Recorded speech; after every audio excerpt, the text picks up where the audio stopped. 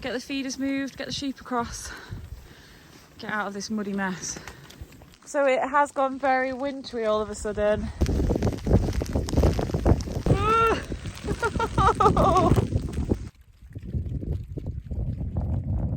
I can't tell you how much pleasure it gives me to be able to move the ewes onto something that looks a little bit nicer. Good morning. It is Monday today, Monday morning, and the wind has dropped. It's actually suitable to film outside without getting blown away. The wind has dropped. It's not raining, which again is unusual because we've had so much rain. Like, I think everywhere has had a lot of rain. So today I'm going to get the sheep moved. So I'll show you the field where they are, and then I'll show you where we're moving to, and hopefully that will allow this land to rest a little bit and improve the conditions for the ewes as well. So this is the current situation. Very, very, very wet and muddy around the feeders, and you know, people made some comments about why don't you put the feeders at the top of the hill instead of the bottom, but obviously if we put them in the top of the hill, we've got to drive the tractor up to the top, which would make the ground even worse on the field. So we're trying to pick an area where it's actually really thin soil, so less likely to get deep mud. Hi Nibbles. And obviously it's still draining. It drains down the lane here, so we're lucky we're not on a floodplain. But yeah, the ewes, they're eating up fast. They've eaten up a day sooner than last week. So the 2 bales have lasted them 6 days, and then we're going to move over to here. This has had chance to rest. I think we're going to put the ring feeders here, so again keep them as close to the gateway as possible to avoid driving across the field. And hopefully they'll be a bit more perked up by fresh bite and some drier, less muddy ground. So this is the last of the hay. Everyone is going to tuck in.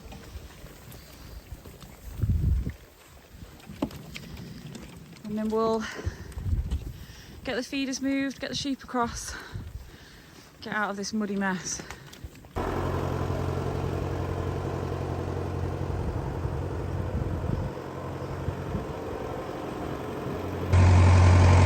It's actually trying to snow.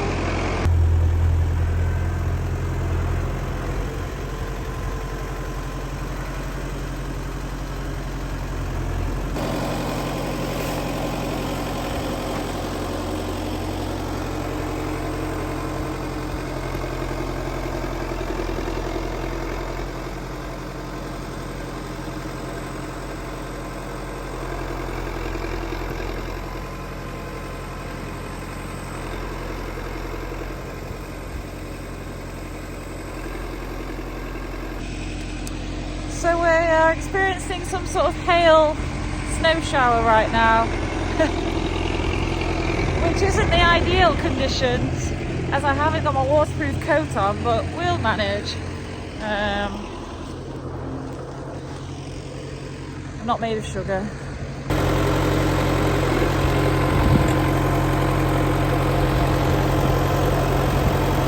What do you reckon? Yeah? Should it be there? I think so.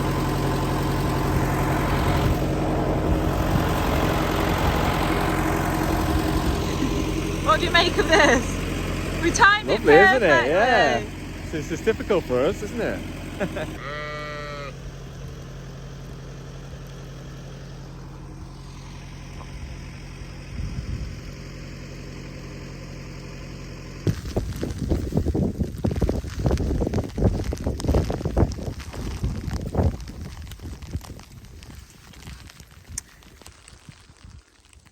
So it has gone very wintry all of a sudden.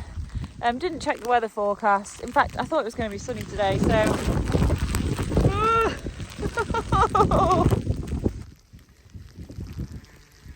Come up!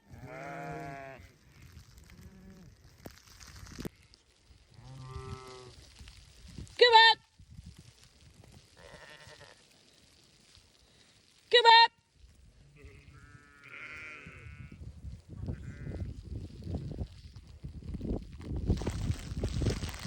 So yeah, the plan is we've actually shut them in this field. We're going to move the ring feeders across, put the nets on, and then happy days for the sheep.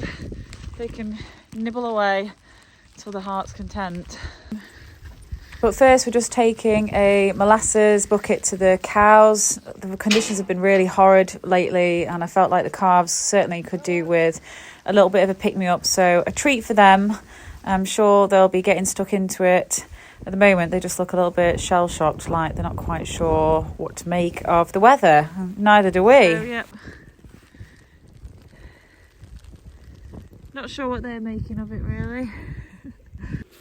So we're going to do a quick demo to show you how long it takes for us to put these nets on that we bought. They're just lorry nets that we bought from a website called Networld Sports.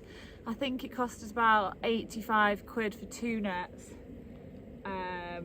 And we think that they are really helping to stop the wastage with the hay. Are you there? And a little spoiler alert, it only took us a minute to put the net on.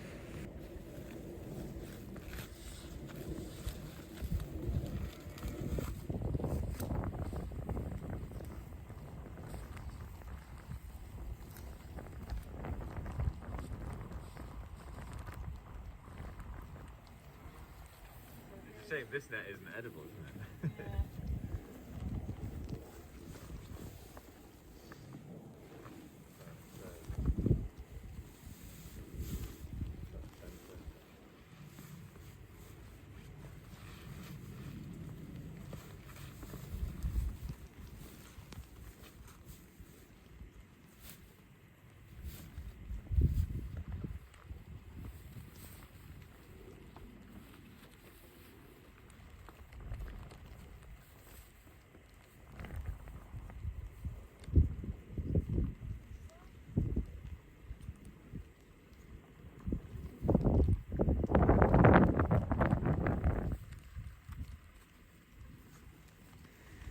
So it's definitely a job that's easier with 2 people, just for pulling the net around down both sides, but it could be done with 1 person.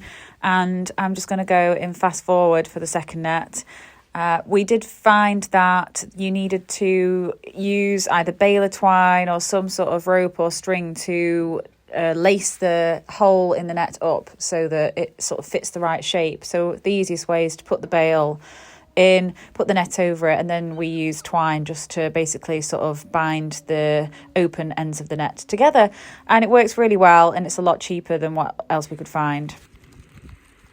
So the snow flurry probably lasted for about half an hour. It kind of came out of nowhere really fast and dumped all this snow on us and turned everything white, and was quite a shock to see it all change so quickly. But definitely nice to make a change from all the mud. And then later on that day, it just got colder and colder, so the snow stuck around and the ground froze.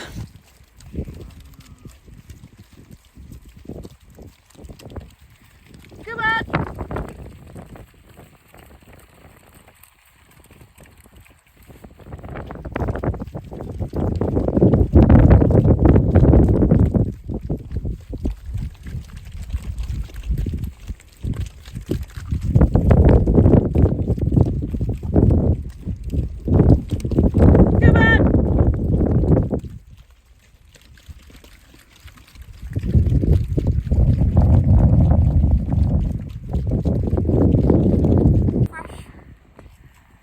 Area for them.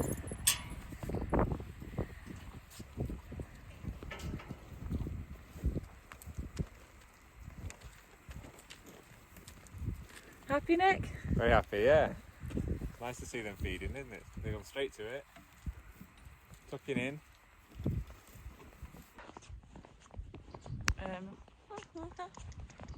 But yes, I can't tell you how much pleasure it gives me to be able to move the ewes onto something that looks a little bit nicer.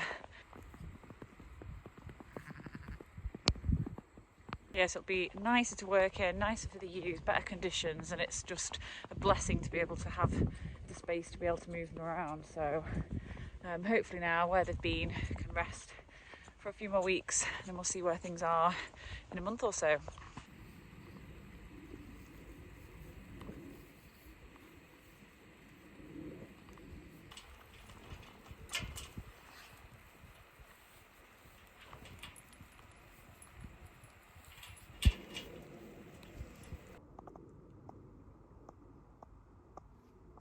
Snowy faces.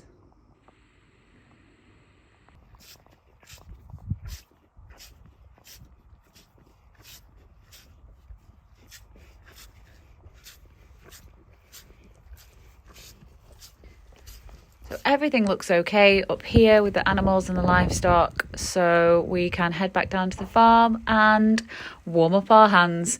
Thank you for watching and see you next time. Bye.